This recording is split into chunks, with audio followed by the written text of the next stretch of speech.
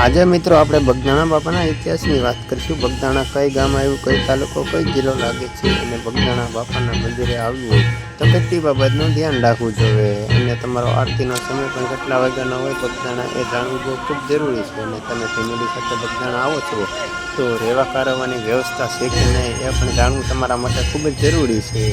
અને આરતીનો સમય કેટલા વાગે હોય એ અને બપોરે આપણે બગદાણા બાપાની તો પ્રસાદીનો સમય કેટલા વાગે છે, સવારમાં કેટલા વાગે છે અને સાંજે કેટલા વાગે છે, આ બધું જાણવું જરૂરી છે। બાકી જો આપણે અજાણ્યા વ્યક્તિ આવ્યા હોય તો અહીંયા થોડીક મુશ્કેલી પણ પડે છે અને અહીંયા તમને કેવી કેવી વ્યવસ્થા મળે છે, કેવી કેવી વ્યવસ્થા નથી મળતી એવી બધી જ વિડીયોમાં આપણે આગળ વાત કરવાના છીએ।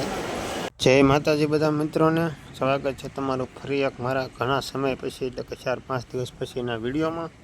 આજે આપણે જવાનું છે પાછું બગદાણા, કેમ કે હમણાં જીથા આપણે છેત્રી પૂનમ ઓલા ગુરુ પૂનમમાં એક બે વિડીયો ઉતાર્યાના પાછો વિડીયો ઉતારવાનો છે, કેમ કે બગદાણા બાપાનો ઇતિહાસ બતાવવાનો છે।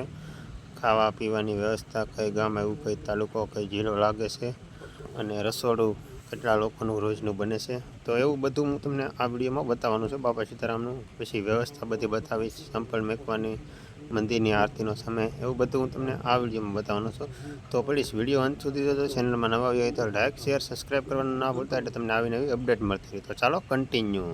પછી ગયા મિત્રો બગદાણા બાપાના મંદિરે અને પહેલાં જવાનું છે આપણે સપલા મેકવા, કેમ કે જો અહીંયા તમને સપલા મેકવાની વ્યવસ્થા બહુ મસ્ત બનાવેલી છે। જો આવી રીતે અહીંયા બધા સપલા મેકવાના સ્ટેન્ડ મૂકેલા છે અને આવી ગયા મેઇન મંદિરનું લોકેશન।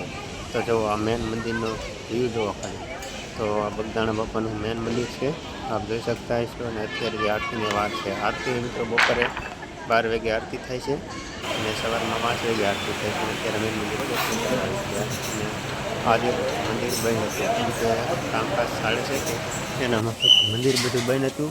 અત્યારે આપણે કાળભૈરવ દાદાના મંદિર આવી જાય, કાળભૈરવ દાદાના દર્શન કરીશું।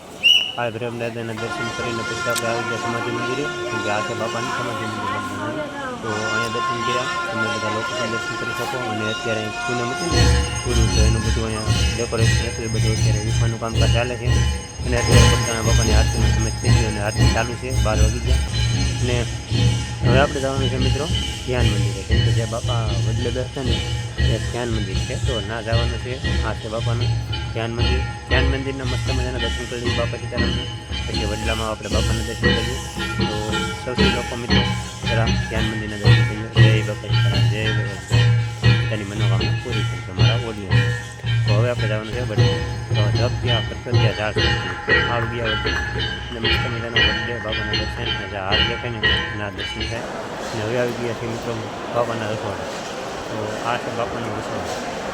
તો રસોડાની વિશે થોડીક વાત કરીએ 5, તો મિત્રો અહીંયા રસોડું તમને સવારના 12:15 ચાલુ થઈ જાય, તમને 3 વાગ્યા સુધી અને સાંજે પછી 7 વાગ્યાની આરતી, ત્યારબાદ જમવાનું ચાલુ થઈ જાય સાંજે 10 વાગ્યા સુધી।